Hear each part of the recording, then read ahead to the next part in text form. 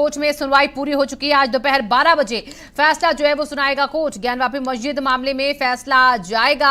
इस मामले में कोर्ट ने फैसला सुरक्षित रखा हुआ है। मुस्लिम पक्ष ने यहाँ पर कोर्ट कमिश्नर बदलने की मांग भी की और हिंदू पक्ष ने यहाँ पर मस्जिद का ताला खोलने की यहाँ पर मांग की है। तो आज देखिए इस पूरे मामले में 12 बजे फैसला जो है वो आज सुनाया जाना है। हालांकि सबकी निगाह इसी बात पर टिकी कि आगे क्या रुख होगा कोर्ट का, क्या कुछ यहाँ पर फैसले में कहा जाता है, क्योंकि जिस तरीके से वादी प्रतिवादी दोनों तरफ से आरोप लग रहे हैं उसके बाद मामला पेचीदा।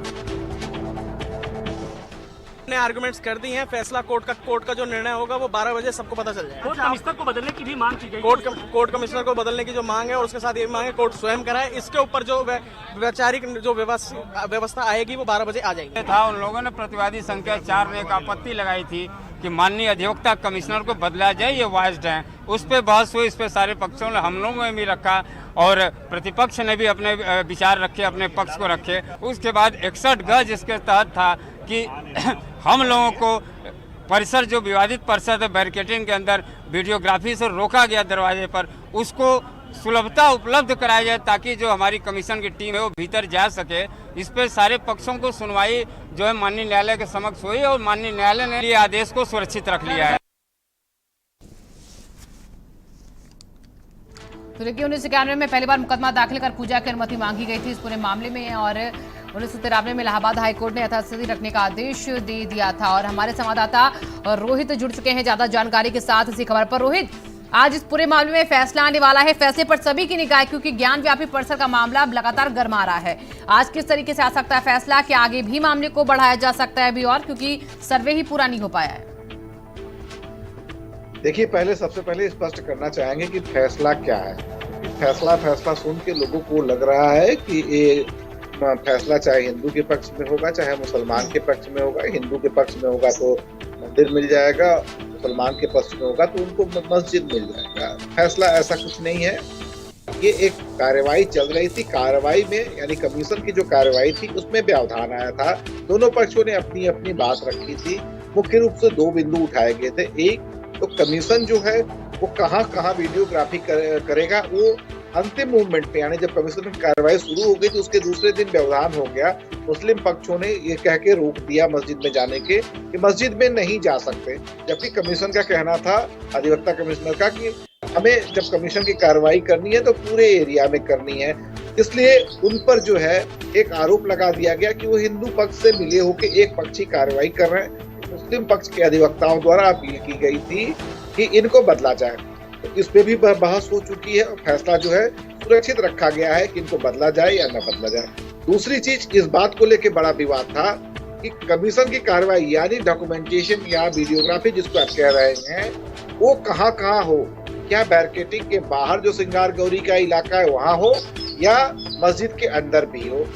और इसके साथ साथ ही सोमवार को एक अपील और पड़ गई थी कि जो वहाँ पे 2 तहखाने बंद हैं जिसके बारे में कहा जा रहा है कि चाबी ही खो गई है, तो चाहे जैसे भी व्यवस्था करके तहखाने को खोल के, क्योंकि असली जो साक्ष्य है, हिंदू पक्ष का कहना है कि जो मंदिर के विध्वंस के बाद उसकी अवशेष और मूर्तियां जो उसी में बंद करके रखा गया है वो खुलेगा, तभी जाके ये पता चलेगा कि वस्तु स्थिति वास्तव में क्या थी। तो तहखाने को भी खोला जाए। तो इस पे भी बाकायदे बहस 3 दिन लगातार चली और कल बहस पूरी हो गई और फैसला सुरक्षित कर लिया गया है। और आज 12 बजे वो फैसला जो है वो सार्वजनिक कर दिया जाएगा, जिसमें ये पता चलेगा 2 बिंदु कि वीडियोग्राफी कहाँ होनी है, किस एरिया में होनी है।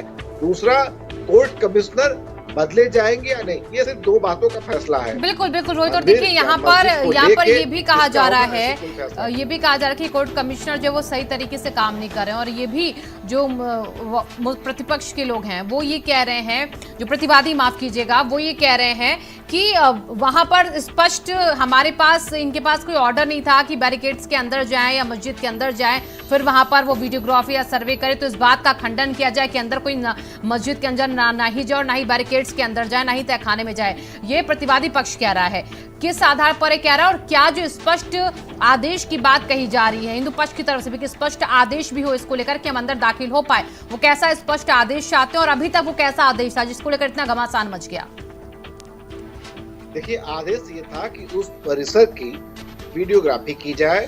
कि मुकदमा ये था, वाद ये था कि श्रृंगार गौरी परिसर में नियमित यानी 365 दिन दर्शन पूजन की अनुमति दी जाए। यहाँ बता दें कि वहाँ हिंदू पक्ष को साल में कुछ गिने चुने दिन ही दर्शन पूजन की अनुमति थी और बाकायदे मस्जिद के परिसर में उसको लॉकअप एक प्रकार से कहा जाए चारों तरफ से बैरिकेडिंग करके रखा गया था। तो ये बात था कि हमें वहां प्रवेश करने दिया जाए। इस आधार पे न्यायालय ने ये आदेश किया था कि यहाँ की पूरी वीडियोग्राफी की जाए।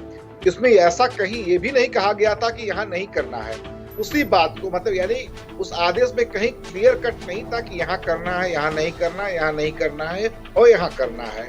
शायद उस आदेश पे ये रहता कि यहाँ करना है तो शायद ये भ्रम की स्थिति नहीं होती, वाद प्रतिवाद का मौका नहीं। बहरहाल इसी बात पे बहस हुआ है कि कहाँ करना है। यानी अदालत जो अपना फैसला सुरक्षित रखा है उसमें ये बात निश्चित रूप से होगी कि अब कहाँ करना है। यानी जहाँ ऑब्जेक्शन किया गया है मुस्लिम पक्ष द्वारा वहाँ वीडियोग्राफी। रोज ताला तोड़ने का भी जिक्र कहीं पर किया जा रहा है इस पूरे मामले में कि ताला भी तोड़ा गया, ताला तोड़कर अंदर दाखिल होने की भी कोशिश यहाँ पर की गई है। ये भी आरोप प्रतिवादी पक्ष लगा रहा है। ये गलत है, ऐसा कोई ताला तोड़ने की बात अभी तक नहीं आई है। हाँ, ये आरोप लगा है कि दीवार में उंगली लगा के खरोच रहे। बड़े आश्चर्य की बात है कि पत्थर की दीवारों को उंगली, एक साधारण व्यक्ति की उंगली कितना नुकसान पहुंचा पाएगी, ये बड़ी हास्यास्पद बात है। यानी मुकदमे को बढ़ाने के लिए, खींचने के लिए, कोई विवाद करने के लिए हर पक्ष द्वारा कुछ न कुछ चीजें गढ़ दी जाती हैं। तो ये सोचने की बात है कि उनका ऑब्जेक्शन था कि दीवारों पे उंगलियों से खरोच रहे थे। अब उंगली क्या, ये समझ में नहीं, उंगली क्या लोहे की है क्या कि खरोच के उसको डिस्टर्ब कर दिया जाएगा। ज्यादा से ज्यादा उसकी धूल हट सकती है, धूल हटेगा तो चीजें स्पष्ट दिखेंगी। यही बात है। बहरहाल इन सभी बिंदुओं पे क्रमवार दोनों पक्षों के जो आपत्तियां थी, जो नई बातें थी, उस पर 3 दिन बाकायदे बहस हुई है। और ठीक है, आप नजर रख लीजिएगा इस खबर पर। बहुत बहुत शुक्रिया आपका तमाम जानकारियों के लिए।